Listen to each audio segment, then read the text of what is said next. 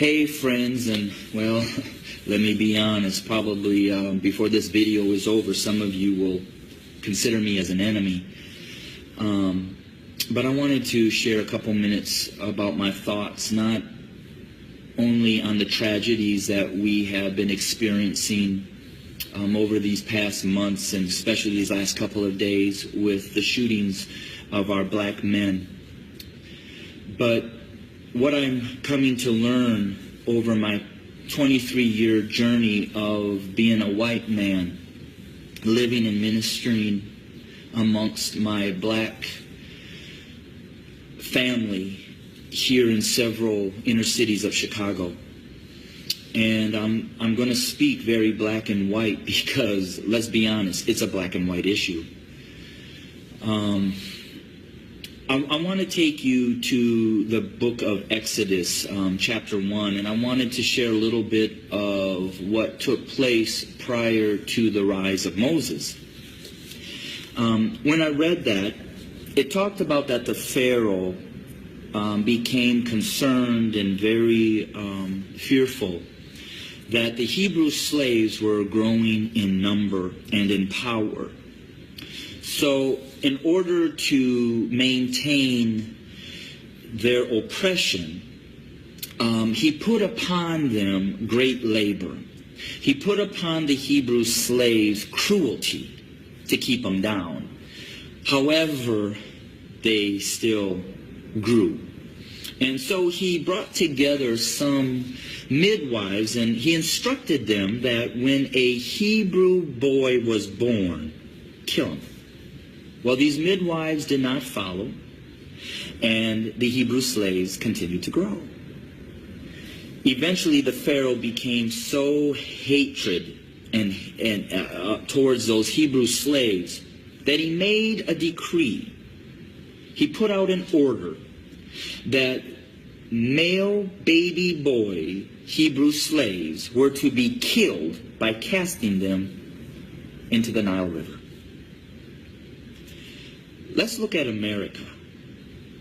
We brought blacks into this country as slaves. We never intended them to be anything other than a slave.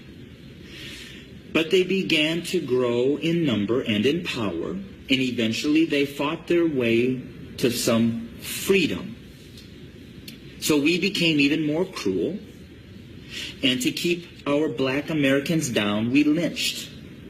But yet they rose. So then we used the welfare system, the criminal justice system, to keep them down, to contain them, to destroy them. But yet they rose, and they're rising. Then we built prisons and jails to hold them. Yet they rose.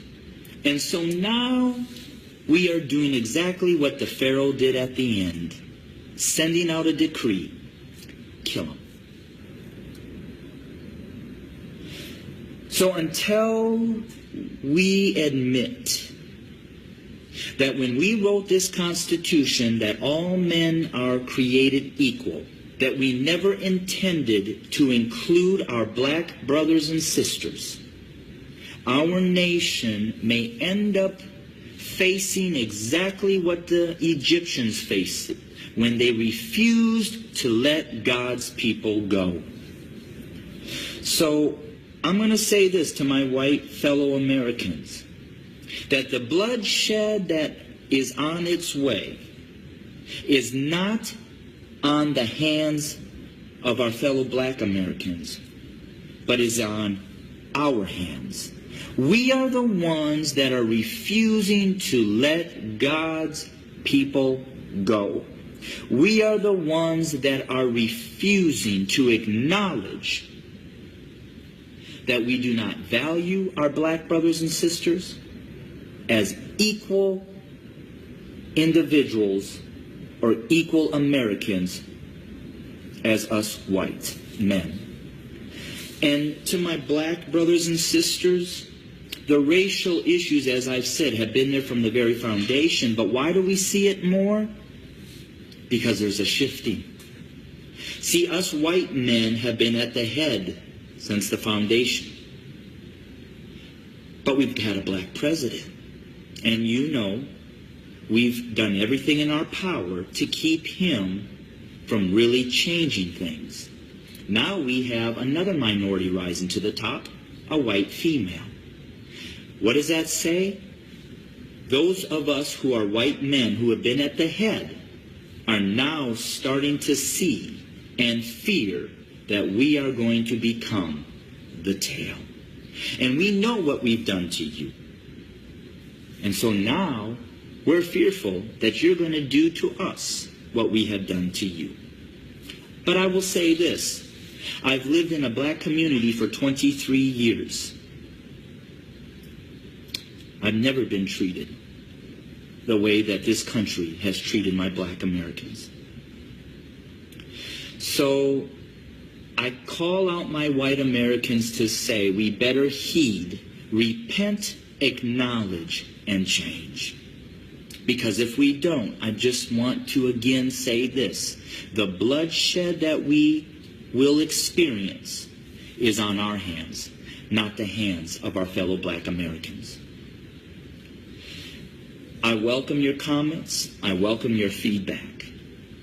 Hit me up on Facebook or go to my webpage at www.studio2911.org. Again, that's studio2911.org.